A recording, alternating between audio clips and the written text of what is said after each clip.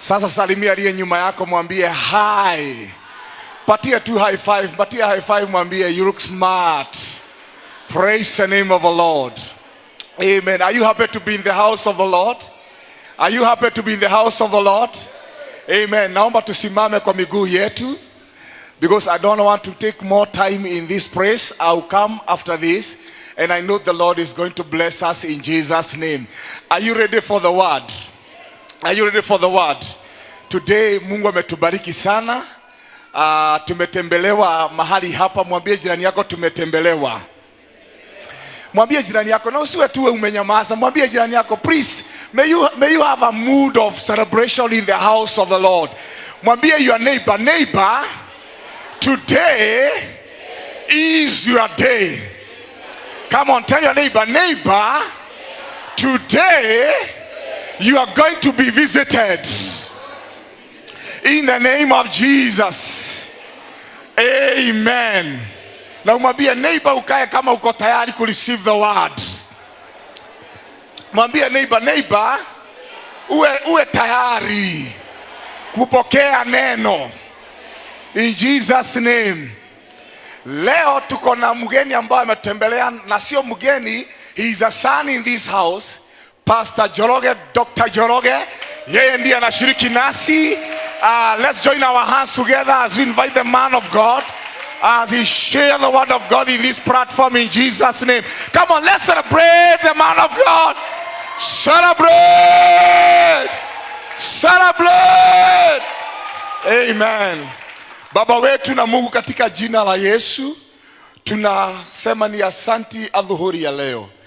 We want to commit ourselves into your presence, even as we receive your servant, as we are ready to receive your word. Lord, we are ready to hear what you are going to speak to us in the name of Jesus Christ. We commit your servant into able hands. Wakati analeta neno Bwana, likawe na ufahamu maishani mwetu, likabadilisha maisha yetu, likatubariki, likatuinue, likatukanye kwa utukufu wa jina lako. Pokea sifa na ni katika jina la Yesu Mwokozi wetu tuseme amen. Amen. Karibu. Amen. Amen. Bwana Yesu asifiwe. Sitafadhali naomba kabla uketi chini, let us appreciate our pastor.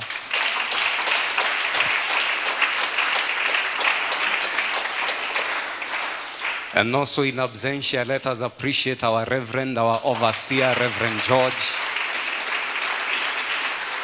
Let us appreciate the elders of the house. The praise and worship team wamefanya kazi nzuri.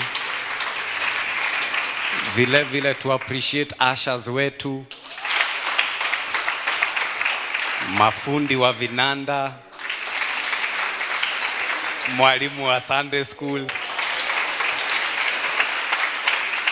Nani nimesahau?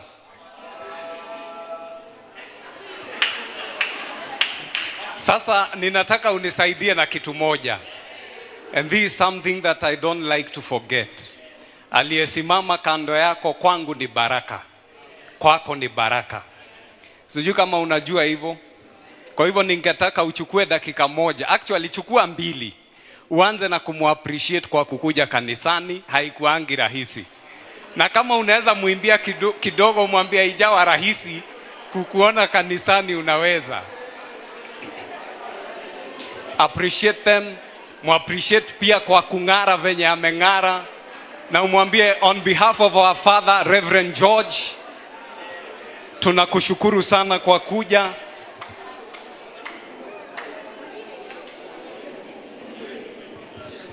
Alafu ninaomba tuketi katika jina la Yesu.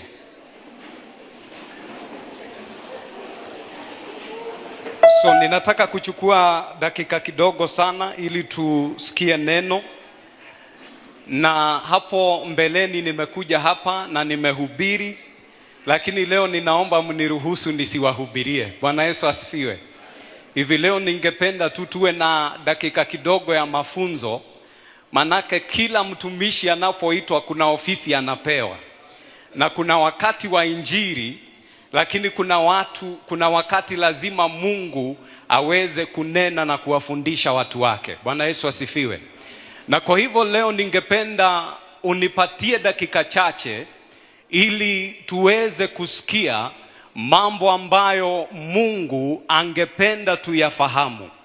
Manake ninajua na nimesoma kwa maandiko na nimesema hivyo tena hapa, that every time God wants to elevate a people, first he sends out instructions. Ya kwamba kila wakati Mungu anataka kuwainua watu, kitu ambacho anafanya kwanza, analiwachilia neno, na hilo neno lina maagizo. Ni mimi nimetoa maagizo. Walimu wabarikiwe. Na leo ukisoma maandiko utapata mara mingi Mungu akipeana maagizo, instructions, na anawaambia watu wake, ningependa muishi namna hii. Ningependa mnapoingia kwenye nyumba ya maabudu, mtaingia na mtafanya namna hii. Mtakapokuwa nyumbani, mtaingia na mtafanya namna hii. Bwana Yesu asifiwe. Tulipokuwa hapa chini, kuna neno ambalo niliwaletea part 1. Na sijui kama mnakumbuka, na leo nimewaletea part 2 ya hiyo neno. Na kwa watu ambao nomulirikanema, kuna neno nilileta hapa nikahubiri kuhusu the transforming power of obedience. Nikawaletea part 1 na nikasema majaliwa nitawaletea part 2. Sasa leo ninaomba ya kwamba maanake bingu imekubali niwaletee part 2, ningependa muniruhusu. Bwana Yesu asifiwe. Kabla nianze kuleta neno, niseme nimegundua kuna shida. Sema kuna shida. Gai mutietekire. Nimegundua kuna nini? Na ile shida ambayo tuko nayo ni watu ambao siku hizi hatuna shida na watu kwenda kanisani. Siku hizi hatuna shida na watu ambao wanaweza quote scripture.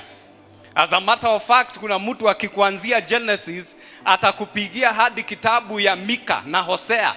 Hapa kuna mtu ajui kuna kitabu ya Hosea, lakini kuna mtu anaijua yote. Lakini nikaanza kuona kuna shida kati ya mambo ambayo tunajua na zile results ambazo tunabeba kama Wakristo. Praise be to God.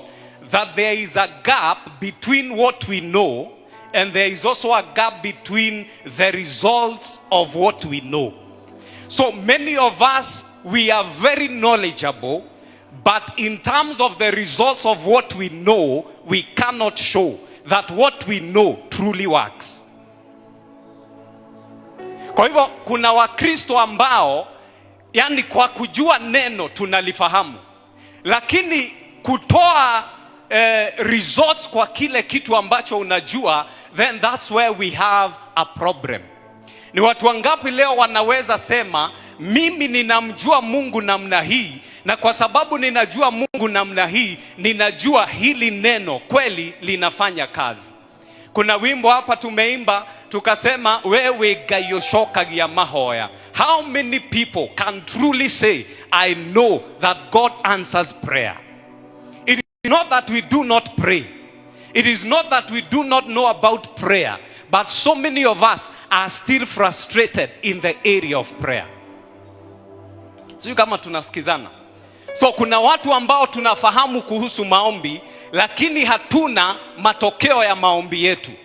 Kuna watu ambao tunafahamu mambo fulani, lakini hatuna matokeo ya mambo ambayo tunafahamu.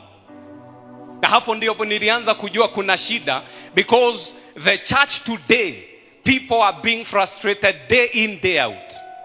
Kwa hivyo mtumishi wa Mungu akileta neno, analeta neno, lakini Wakristo watangoja Jumapili ijayo wasikie neno ingine, manake they are still in the same place, still in the same level. Kila siku tunaambiwa tubarikiwe, lakini hata tukitabiriwa tunagoja next Sunday tujue pastor pia amepewa ujumbe gani. Acha niulize swali.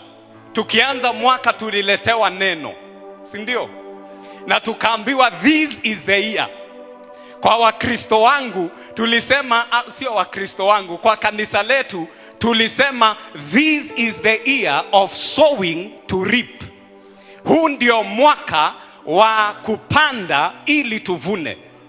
Kwa kanisa mingi wanakuaga na wakati wa kuvuna, lakini hakuna mtu aliwaambia lazima kwanza upande ili uweze kuvuna. So we have, every year is the year of harvesting. What have we sowed? Tumepanda nini? Because tukiambiwa ni mwaka wa kuvuna, kama umevuna mambo mazuri, kama umepanda mambo mazuri utavuna mazuri, na kama umepanda mabaya utavuna yale ambayo umepanda. Galatians 6:7. So nimekuja kujua ya kwamba we have a problem. Now we have started being frustrated in the house of God. Tunakuja kanisani lakini hatuna ile moral that what we will hear truly will change our lives. Mimi nimekuwa hapo. So I know that what I'm saying is true. That kuna watu tumekuja kanisani hata leo kwa sababu lazima twende ibada, lakini hatuna guarantee that what we will hear truly can be transforming. Kwa hivyo tunaweza kuja ibada kwa sababu ni kawaida. Tunaweza kuja ibada kwa sababu ni Jumapili.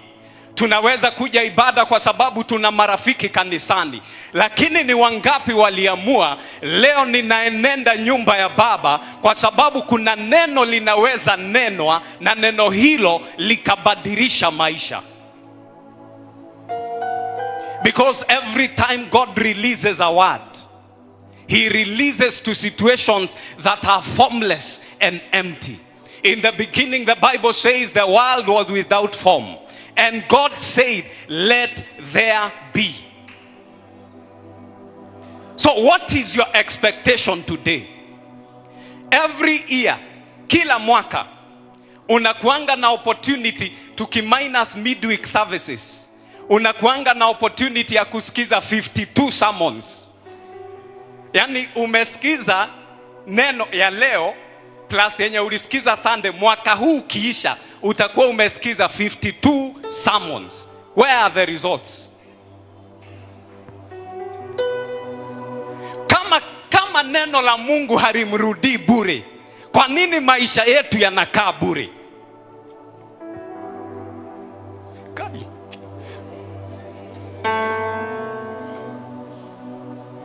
Ni mrajigwa kogwo tuina thina 52 sermons times the number of years you've been saved. Where are the results? Mimi, this is my 13th year in ministry and I've been asking God, what can I really show? Wako wapi wa Kristo ambao nimejenga kwa neno? Wako wapi watu ambao wanaweza sema, kusema ukweli, ukinena tunamuona Mungu? 13 years later, where are the results? 52 sermons later, where are the results? Kuna shida. Kuna shida. Now, hapa ndio shida hata zaidi iko. Because hata ya leo, kwa hiyo 52, sasa itakuwa 53. Because shida tuko nayo saa hii sio kusikia. Tunaenda kanisani, tunaenda midweek services. Where is the gap between what we know, what we hear, and the results? That is what I want to show you today. Na mimi ninakuombea Mungu, usiwe mtu wa kukuja kanisani kila Sunday, lakini tukiuliza the results of what you have had, hakuna. Sunday, the last time I was here, nilisema mambo 6 ambapo ukisikia neno, mambo haya 6 lazima uyafanye. Nikiuliza saa hii, have you been doing them truly before the Lord?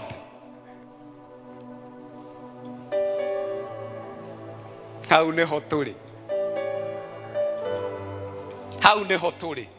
And so I'm asking myself, in the next 10-20 years, what will change if nothing has been changing? How how will my ministry change if for 13 years there is no results? Yes, I'm called as a teacher. Where are the men, the mighty men of David that I have raised? Where are the results? Wako wapi watu ambao wanaweza sema, wakasema tunakuonaga kanisa kila Jumapili? Na ninashukuru huyo mama ambaye ametoa ushuhuda hapa, because amesema kuna watu najua mkiwa watoto kutoka uokoke. Where are the results? Because the Bible says that as you walk with God, there must be transformation, and transformation must be evident. Yani mtu akiangalia Kangoya, madam mtoto wa Reverend ametuambia, nilikuwa hapa miaka 5 imepita. Today I can see results are visible.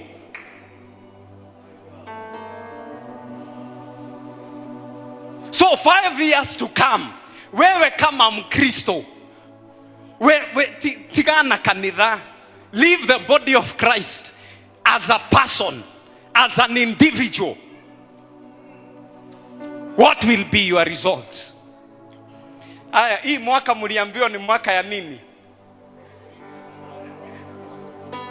Yes, we have beautiful themes. How many have been decorating? And so, you know, nimekuja kudiscover that in the presence of God, kama stima tunamesha na nini? The SI units ni watts, sindio? In the presence of God, it is not by how much, it is by how faithful. So the question is, to every word God has released, how faithful have you been? Ninaanza na kuwaonyesha shida, because it is true. The word of God is true. It is yes and amen. That the word of God cannot return to him void without the results. But the where shida iko wapi? Atuagai vena weko. When did the church become without power?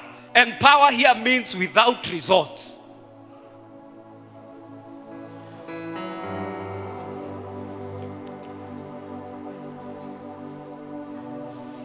Mimi ninataka tu nikuulize, kutoka uokoke, maneki ugiroga mia bere ya Ngai,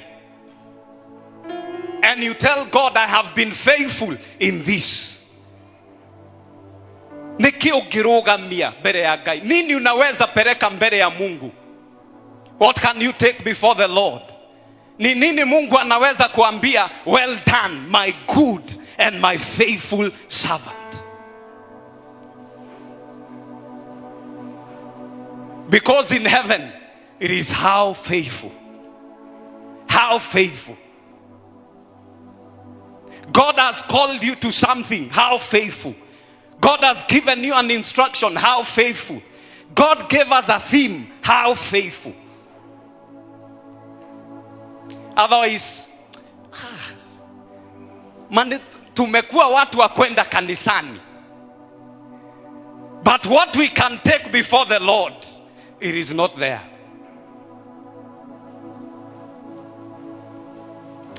Mimi ninaombea mmoja wenu hapa, please leo ati usikie hii neno. Last time nilihubiri neno hapa na nikahubiri, title ilikuwa nini?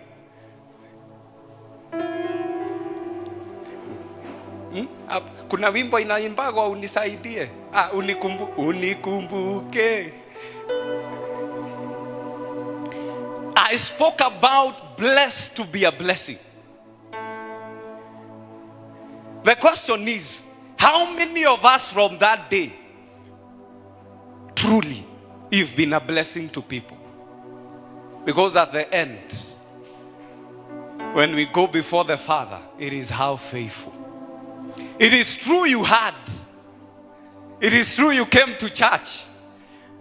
But on the throne, it won't be how many Sundays you attended the service. How faithful. Si uchukue dakika moja tukiingia kwa neno sasa, umwambie Bwana, ninaomba uninenee. Bwana, ninaomba uninenee. Your word is able to change. Your word is able to transform. Your word is able to renew. Your word is able to empower. Your word is able to give me the fresh grace, the fresh power, the fresh grace, the fresh power. Father, let me hear a word today that will change my life, that will change the course of my life. I don't want to live an ordinary life. I don't want to live a life without results. Oh my God, remember me by your mercy, by your power, by your love. Father, that word that I can hear, that can transform, that can renew, that is the word, oh God, that I want to hear today.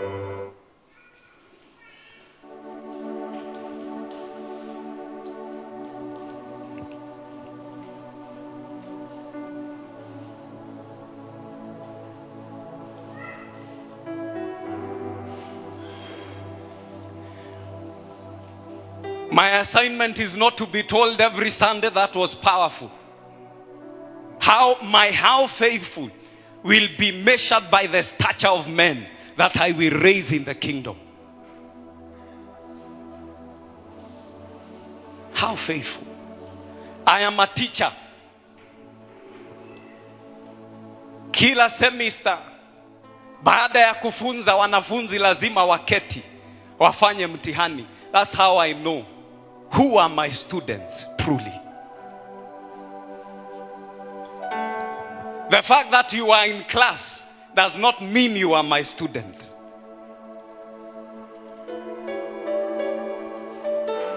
Tuanze Joshua 1:8. My God, I pray that you help me to deliver your word. And that, Father, Lord, you'll grant us understanding. And that, Father, Lord, I'll speak in a language that all of us can understand. It is not by how many sermons I deliver, but, Father, Lord, it is by how we transform and how we will be renewed. Help us, O Lord, in Jesus' name. Joshua 1:8. Joshua 1:8. This is what the Bible says. This book of the law shall not depart from your mouth, but you shall meditate in it day and night, that you may observe to do according to all that is written in it. Kama tunasoma, tusome kutoka hapo. 1, 2, 3, go.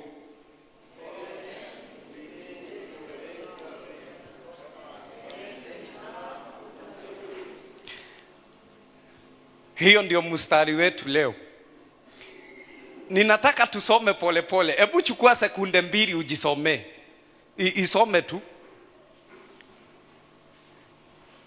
Isome tu. For then you.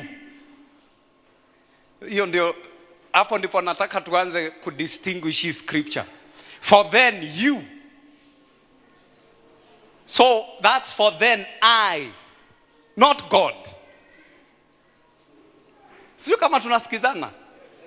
For then you will make your way prosperous. For then you will make your way prosperous, and then you will have good success.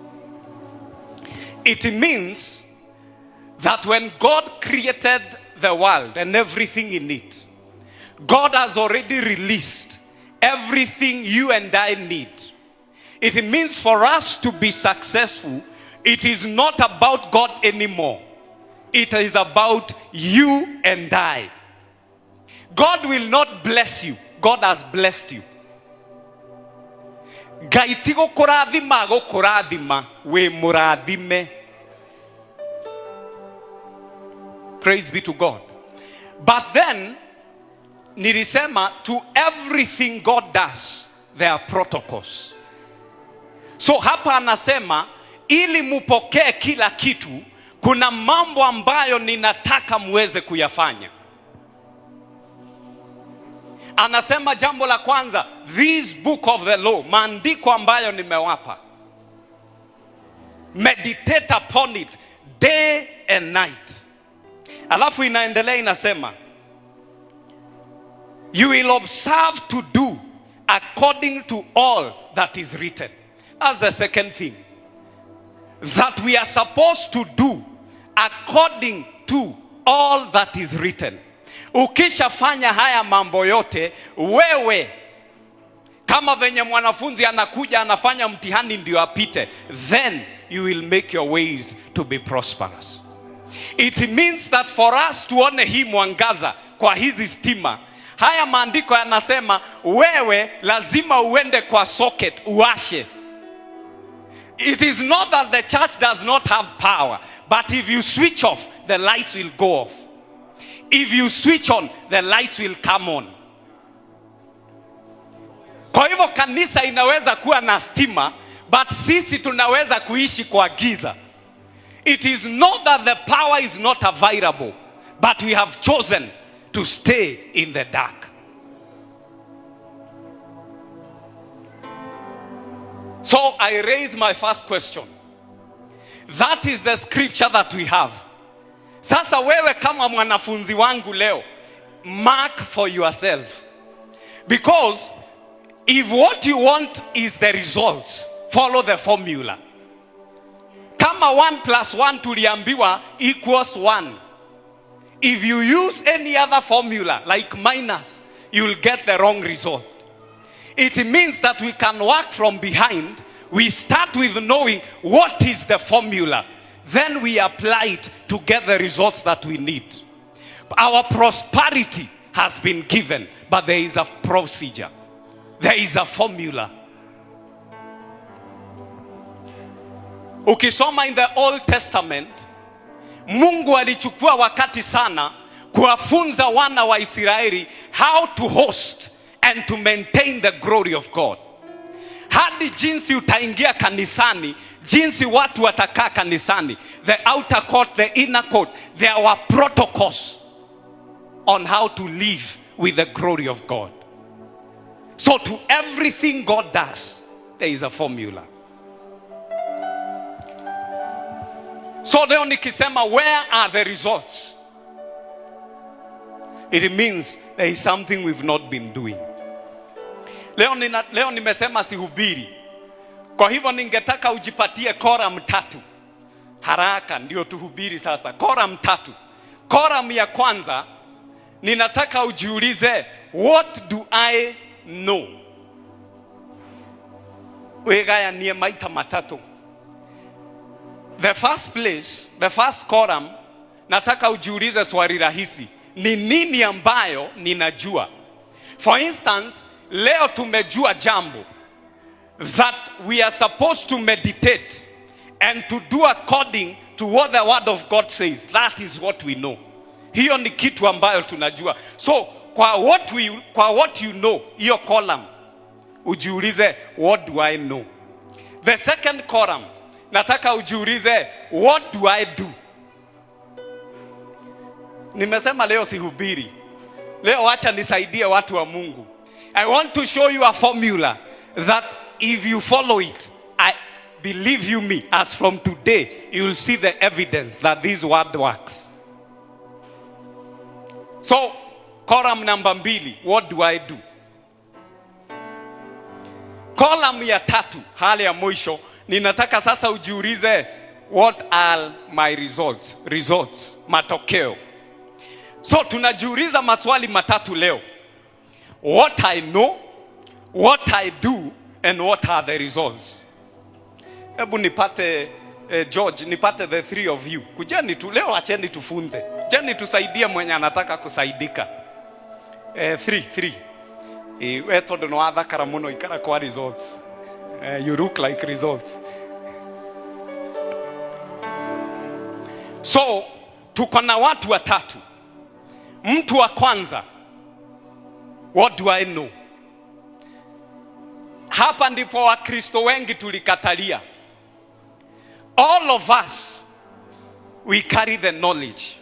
But God does not bless what you know. God does not bless knowledge. Knowledge can never transform you. I am a teacher. There are so many things I know, but there are so many things I don't see the results. Kuna Waislamu wanajua kutuliko about God. They have studied all the theology. But still wako hapa. They know. Na murajigwa. Many people know about prayer, but they are still here. They know, but they do not pray. Many people know about giving. They know, but they do not give. Many people know this is the year of decorating. Not we haha. Many people know honor your father and your mother. We are here. Na hapa ndipo kanisa, the body of Christ, ilikatalia hapa. Because we have realized that there are things that we can fake. Mimi nikikuja naweza fake hapa muone kama niko na uwepo. Because of what I know. Atuagai. So, I can know songs, but I'm not worshiping.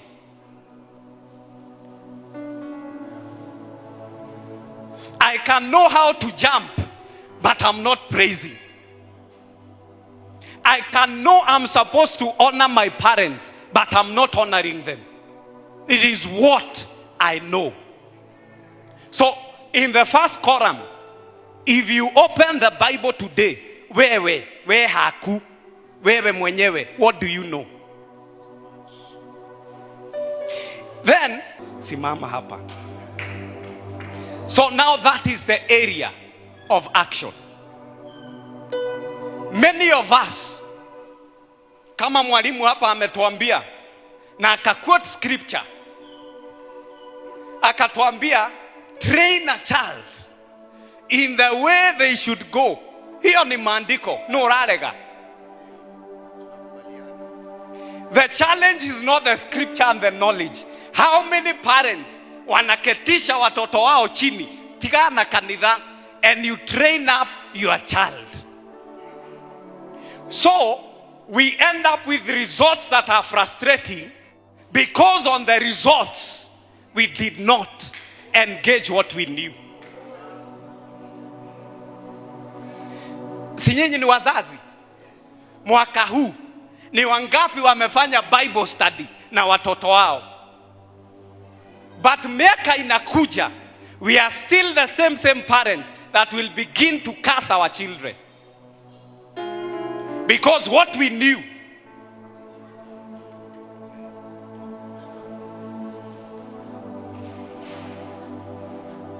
Aya, siku ingine niko leave saa hii. Wacha wanafunzi wasome, niko leave. Mtihani imekaribia.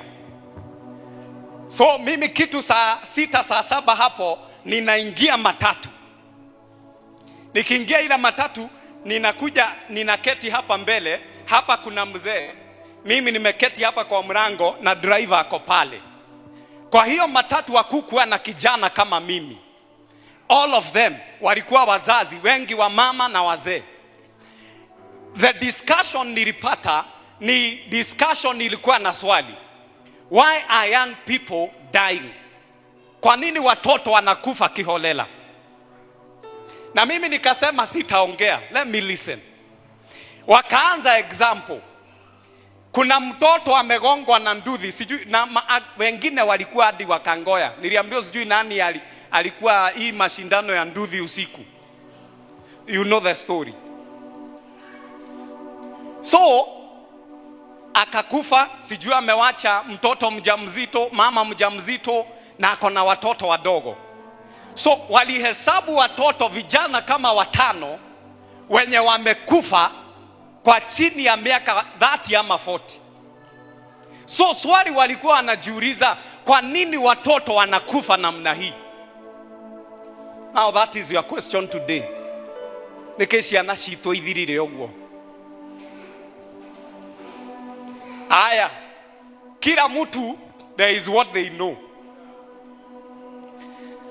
Mzee wa kwanza ne twatiganeirie unduire. It is what they know. Wa pili, ciana itirathekera aciari. That is the result we are seeing. The challenge is, ithuĩ tondũ twĩna ciana-rĩ, and what we know according to the word, because this book of the law, what have we been doing? So ciana nĩ ithirire. Nginya matatũ rĩu andũ maraingĩra matatũ matirĩ na thayũ. Now, hiyo iko kwa action part. Mama moja akasema ye ageririe kwĩra mwanake wake atigane na nduthi akirega. Ametwaraga ũrĩa kwenda, ndarĩ na igoti, ndarĩ na kĩ. That was the result she was talking about. I was not seeing the results. I was seeing here. There is what she knew. There is what she did. Then we have the results. Haya, tukuje sasa kwa matokeo. So, kwa ile kitu yenye unajua umekuwa ukifanya. Kuna kijana aliuliza president swali mzuri sana. Kile tulielewana ulifanya, na kile unafanya tulielewana. Sasa wachana na president. Kile neno la Mungu limekwambia unafanya, na kile unafanya ni neno la Mungu lilikwambia. Because tuendaga muno wakati sio sisi tunapigwa, tukoragwo mwena uyu. The last time nilisema ithuĩ twenjagira andu marima, no hindi ya pastor kuhunjia ũhoro wa kwenjerwo marima niwe urauga amen, to tari wenjera mundu.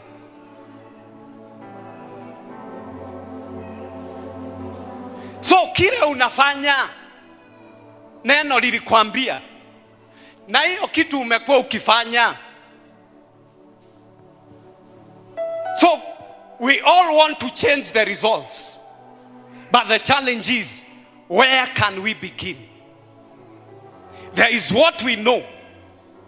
There is what we do. There are the results that we see. Nowadays, people don't preach about holiness in the church anymore. Mapasta wameogopa kuhubiri about giving anymore. Because ukinena kuhusu kutoa, kila mtu atasema kanisa ni biashara.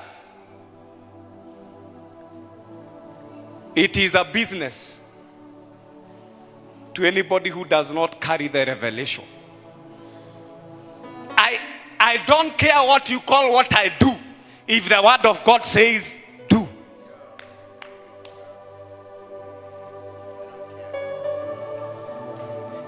If I want to be blessed, if I want to change my results, I must go back to what I know. Then change what I do to get the results that I need. Ladies and gentlemen, do we want results? I might not be able to teach, ama to preach, but if you want the pattern of being prosperous and being blessed, know the word, meditate on it. Everything the word says, begin to do. As you begin to know and to do, you will begin to see a shift. Transformation does not happen here. Transformation happens in the knowledge plus the action.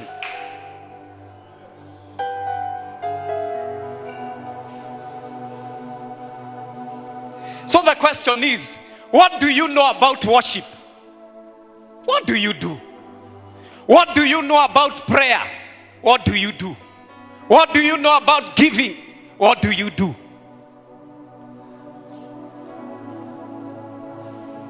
Ngai nĩ arenda gũtũrathima na tũrĩ arathime. But in order for us to access the blessings that we want, wachani niseme hii, ona mwarakara nĩ ngũmwĩra, It does not matter how many times as a pastor I pray for you. But if what God tells you to do, you will not do. Or not tulia maruhaha maita 50. God does not bless the prayer of the man of God. God blesses in your obedience.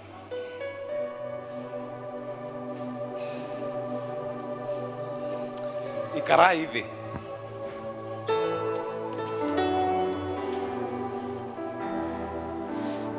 Twende Hebrews 10 verse 7.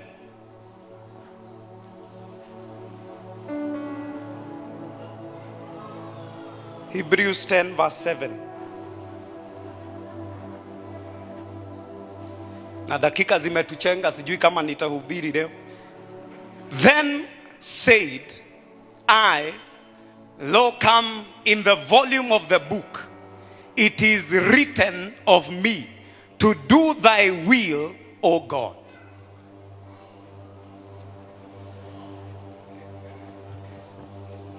Nilisema hivi, we can live life anyhow we want. But to those of us who have agreed, we will first seek the kingdom of God. We live according to what is written. It means, kama Mungu amesema, imeandikwa hivi, mimi na wewe lazima tuanze kufanya. Yesu akasema, mimi imeandikwa, I come in the volume of the book, written of me. Si kuja kufulfill mambo yangu yote. I came to fulfill what is written. And that is your assignment for you and I. That everything we do is what is written. Let me give you a story. And hii nimeanza revision ya part 1. In the book of Genesis chapter 12, tuweke Genesis chapter 12, Mungu anamuongeresha Abrahamu. Na lazima uelewe Abrahamu wako wapi. Abraham anaishi kwa nchi ambayo watu walikuwa wanaabudu miungu. Abraham alikuwa na bibi ambaye alikuwa anaitwa Sarai, na Abraham alikuwa anaitwa Abramu. Ikafika wakati akasikia sauti ya Mungu. Mungu akamwambia, enenda hadi nchi ambayo nitakuonyesha. Go to the country that I will show you. Ukiendelea hapo chini, maandiko yanasema, and that early morning Abraham went as instructed. Kuna baraka Mungu alikuwa amemwambia atambariki nazo, lakini kila mtu hapa tumebaki kwa kuquote scripture, the knowledge. But there is something that we can learn from Abraham. He did not stop in the knowledge, knowing the promises of God. He started that early morning, he left. Akaondoka. Enda Genesis 21. The man we are meeting in Genesis chapter 12, his name is Abram. But the man we are meeting from Genesis 22, his name is Abraham. Because the moment he began to obey, a shift began to happen, and that shift influenced even his name. From Abram, the father of none, to Abraham, the father of many nations. Abram, the father of none, to Abraham, the father of many nations. The Abraham we are meeting in Genesis chapter 12, he did not have a child. But ukifika Genesis 24, the Bible is saying that Abraham was blessed in all things. So Abraham called the name of his son who was born to him, who Sarah bore to him, Isaac. This might not mean much to you, but God had told Abraham that I will give you a son through your wife Sarah. So shida haikuwa tu mtoto, alikuwa mtoto kupitia Sarah. Tuendelee. So umeona amepewa mtoto, and his name is Abraham. Twende verse 24. This is the end of obedience. Every time you obey, this is your result. 24. Now Abraham was very old. You cannot obey God and die young. Your perfect provision and protection is in the will of God. So Abraham was now very old and well advanced in age. Listen to this. Hebu tusome pamoja. 1, 2, 3, go. And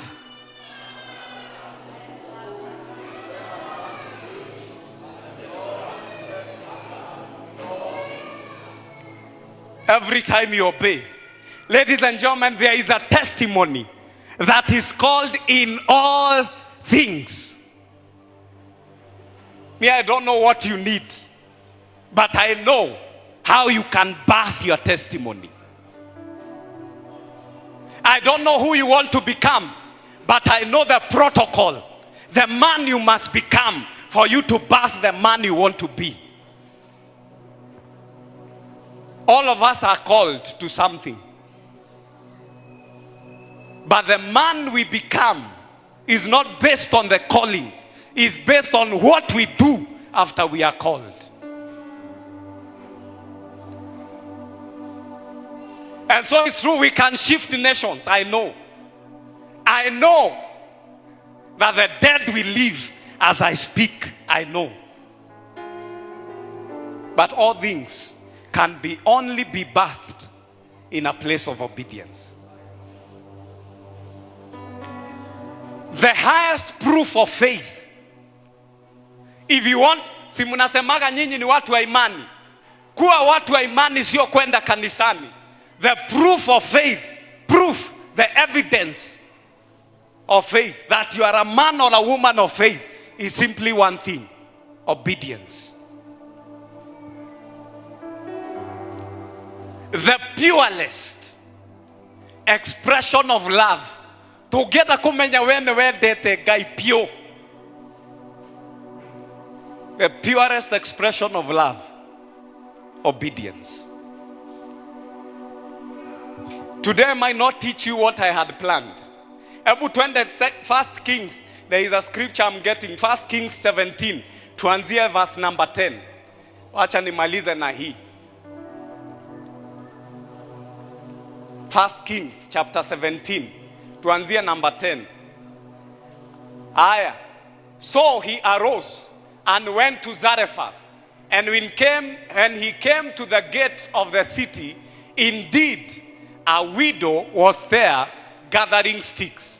And he called to her and said, please bring me a little water in a cup that I may drink. Tuendele.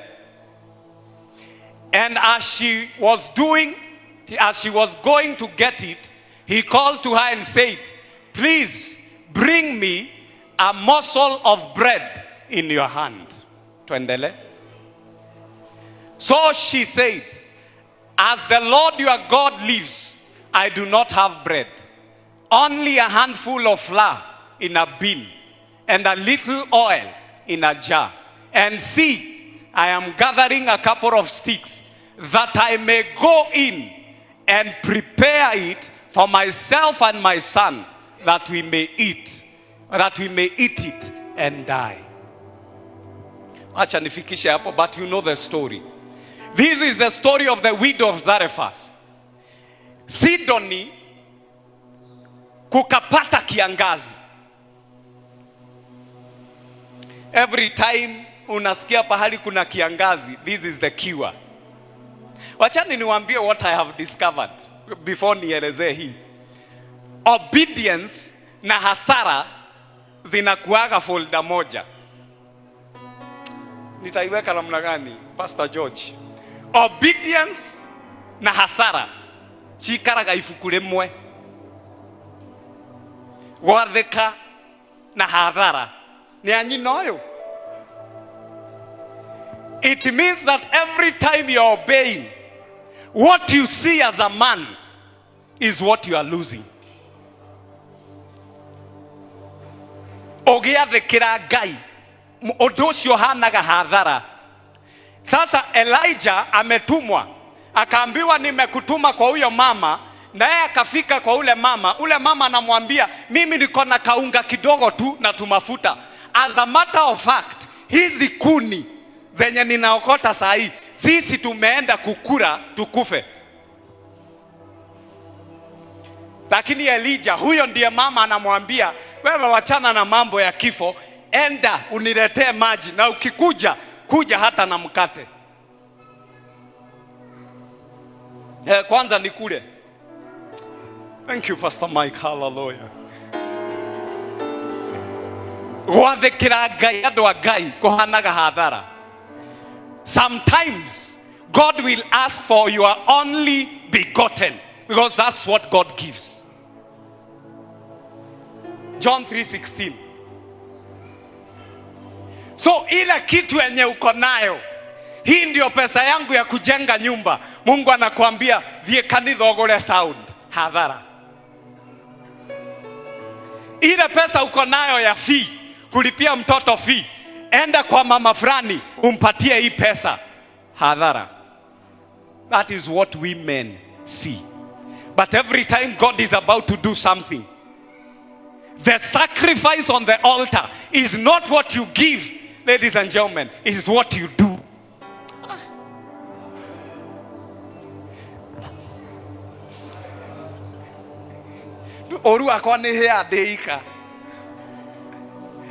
The sacrifice we give, Pastor Kamau, it is not what we will give, it is the action that we take that is the sacrifice. The challenge is, we have been taught that what we give is the sacrifice. It is what we do. So Abraham anaambiwa, leta mtoto wako, place him on the altar. God was not interested in Isaac, he was interested in the action. And that's why in Genesis 22, maandiko yanasema, on that mountain Abraham akajua Mungu kama Jireh, God provides. If you want to know that truly God provides, there is a sacrifice. And the sacrifice is not anything you give. Unajua, there is nothing that you can give to God that God has not given you except your praise. So kama ni gari, kama alikata upate ungepata. By the way, wacheni niwapeka story ndio nimalizie. When the year began, this was, mimi Mungu alinenea kaniambia, this is the year of sowing to reap. So nikaanza kufanya mikutano. Mikutano ninalipwa pesa, ninaenda ninafanya mkutano. Koguo mutikari gagwo nikita hikanetia no kunjitikira. Wewe umelipwa ndio hii pesa, umechukua hiyo pesa yote, umeenda umefanya crusade. Elijah anajua. But God was not interested in what I could give. He knew the maximum that I could give as a man. He was interested, will I move as he speaks? Juzi, baada ya mimi kungangana, mtumishi mmoja wa Mungu anakuja, ananiambia, nimekuwa nikiona unajaribu kufanya mikutano, nimekuletea sound. Sound nilikuwa ninatoa kwa makoton.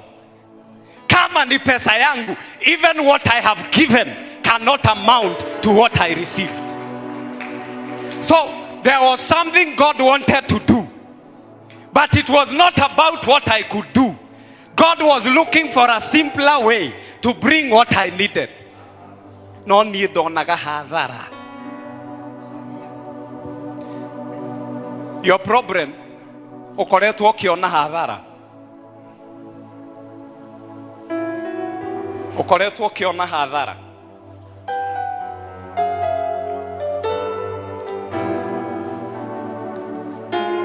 When the Bible says that you are the living sacrifice, it is you who is living, not anything you can give. When God was telling you to give so that we can build this church, it was not about the church, it was about you. And this is how I know that 2026 will be a glorious year for some of you.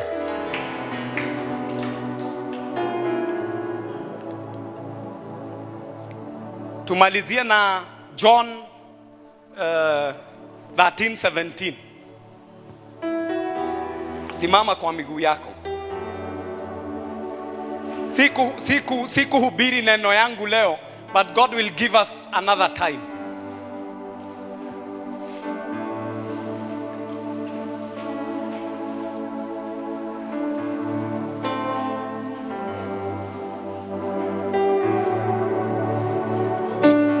Haya, nataka uchukue dakika moja. Nataka usome huo mstari. Na hii ndio neno yangu. God wants to change our lives. What you have and what God has prepared for you, what no ear has heard, is what you will get. Ngai nĩ arenda gũtũrathima. But there is something we must do. Hebu tusome pamoja. 1, 2, 3, go.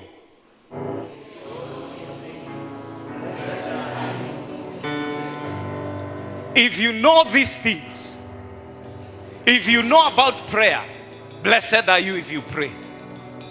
If you know about giving, blessed are you if you give. If you know about honoring parents, blessed are you if you honor them. Leo tulikuwa tuangalia hadi the blessings of obedience, what you get in the results if you obey. But now that you know these things, blessed, blessed, not blessed to those who know.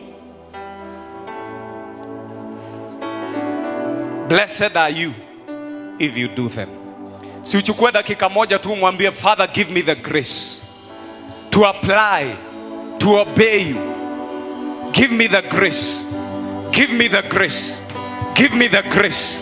I don't want to stop in what I know. Abba, Father, give me the grace. I know I'm supposed to worship, but Father, Lord, give me the grace to worship. Give me the knowledge to worship.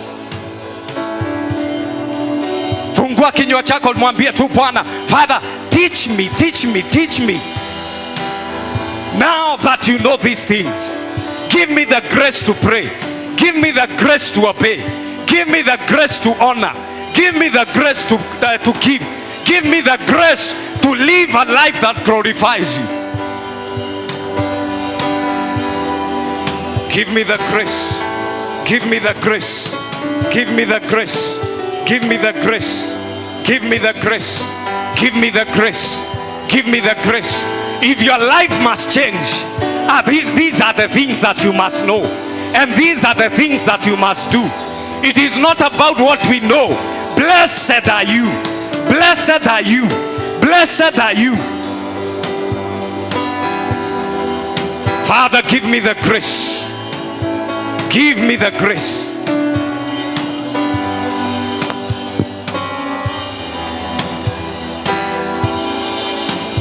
Melody, you are all that matters. You are all